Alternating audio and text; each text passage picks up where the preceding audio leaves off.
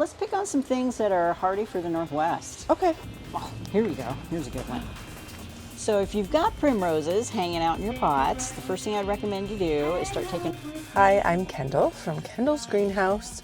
We are on the road today at Sunnycrest Nursery. It's about 30 minutes from my house on the Key Peninsula, and Debbie has a channel, Garden Style Northwest, and so I'm going to go inside and see if she's there and wants to talk, and if not, I'm going to get some plants.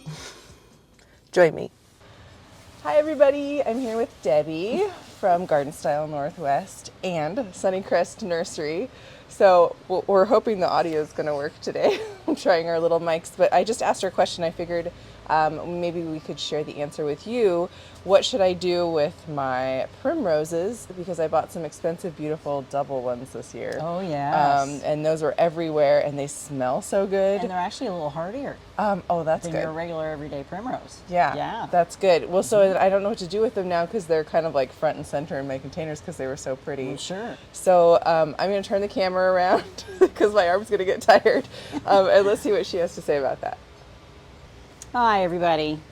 So if you've got primroses hanging out in your pots, the first thing I'd recommend you do is start taking all the old crummy leaves off. When they're done blooming, just move them right on out into your shade garden.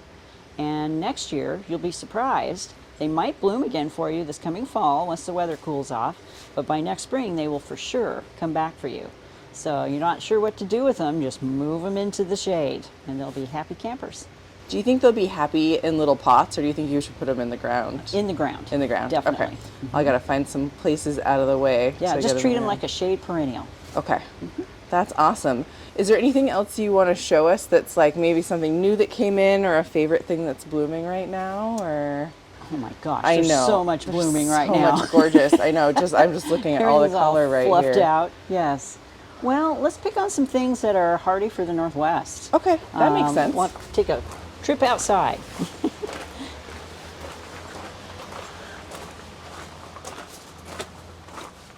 Let me see. Yeah, let's see. Well, I'm going to talk a little bit about phlox.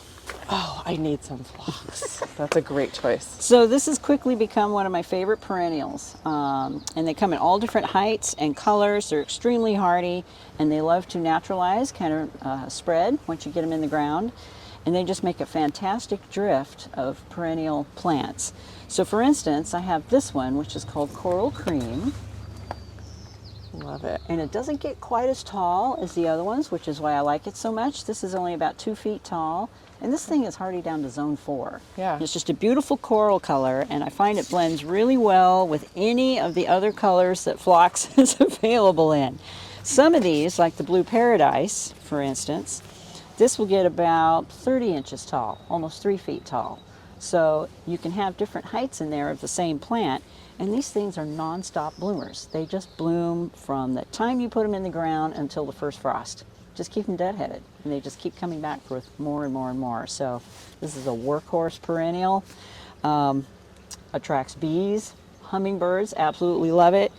It smells good. Most of them are fragrant, and they make excellent cut flowers. So there you go. I see nice that all-around perennial. It has a sun on the tag. I heard that some phlox can do shade. What about this kind? A little bit. Okay. Yeah, a little bit, but they need at least 4 to 5 hours of sun in order for you to get the kind of bloom that you're expecting. Okay. During the summer.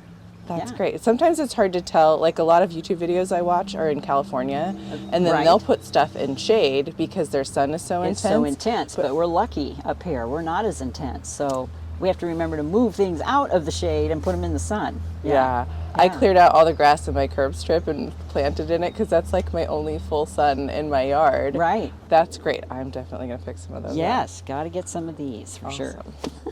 Anything else? Or My second favorite. That's a great. Right around the corner up here.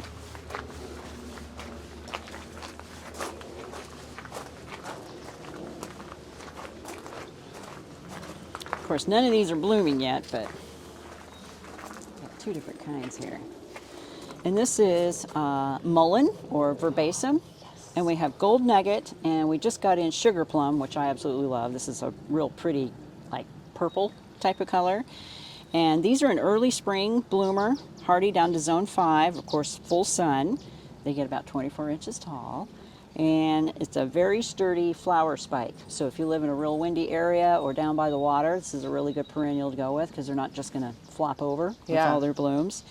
And they bloom a really long time above these really compact plants. They come in like this, just real compact, and they just magically start sending up all their blooms here. Good drainage. They don't like wet feet, so you want to make sure to mound them up a little bit if you need to, and give them really good drainage. But we only have the purple and the yellow, but there's a vast rainbow of colors that these are available in, and a very, very dependable perennial to do what it is you need it to do. I started some from seed, and they are the tiniest little plants. Aren't they? Yes. I don't think they're going to get very big this season. So I think I need to probably get some full-size plants to put in. And as with most perennials, you know, they perform their first year, but then they double the second year, and by the third year, you've got a really nice drift of perennials. These remind me of foxgloves, but I think they behave a little bit different. They kind of me too. Yes. Yeah. And of course they're not a biennial either, like a foxglove is. Okay. So these just come back faithfully year after year. Okay. And they just get bigger and bigger clumps as you go along. So. And then maybe a little more sunny area than foxgloves too. Definitely. Yeah. Okay. Yeah, definitely. Great. Yeah. I will need to get some full-size plants that will bloom this year while I wait for my other ones. Yeah, and they're already starting to bloom. Yes. Just keep them deadheaded, of course, and they just keep sending out more. They are so cute. I love that. Do you want to do one more so we have a nice uneven three? Why not? Let's do one more. Let's see. I know what to pick. Right? Oh, here we go. Here's a good one. So, we always think of yellow flowers when we think of black-eyed Susans, rubeckias, yes, which are a standard. If I you don't have so a much rubeckia in your Goldsturm in my yard. If you don't have one, you need to get them. Yeah, because they're just kind of the basic plant. But they've come out now with a new black-eyed Susan, which is actually a red with a yellow edge on it, which is really pretty. Hey, my camera's focusing really nicely today. Awesome. And this is a really cool plant because they will get tall. So if you need something in the back of your sun garden, this is a really good plant to go with because they'll probably get about this tall. Oh, wow. Which is great. And they form really big clumps. As you can see, these are really nice clumps that are sitting here in the can already. And of course, multiple flowers. And they'll start blooming probably around middle of June, end of June, and just keep going until the fall. Love plants like that. 3 to 4 feet tall, hardy to zone 4. Extremely drought tolerant once they're established. You don't have to water them near as much.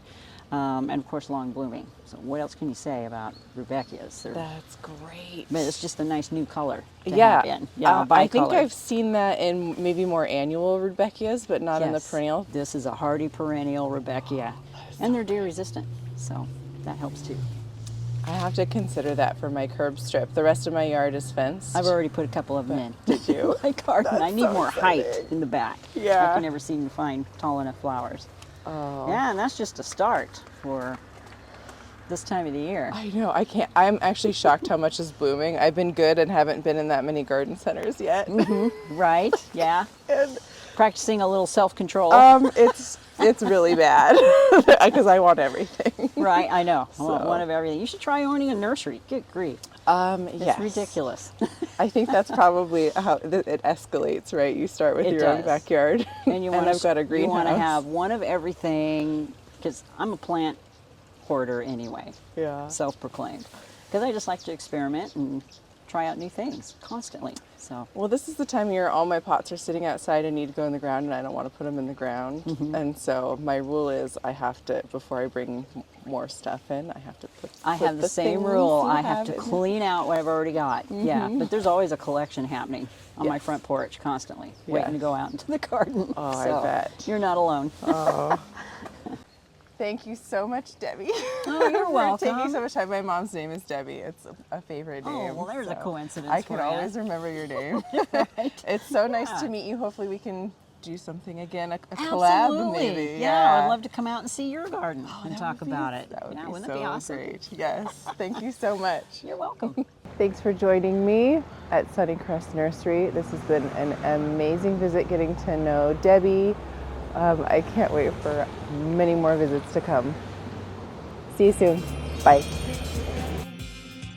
Are these the ones for your video?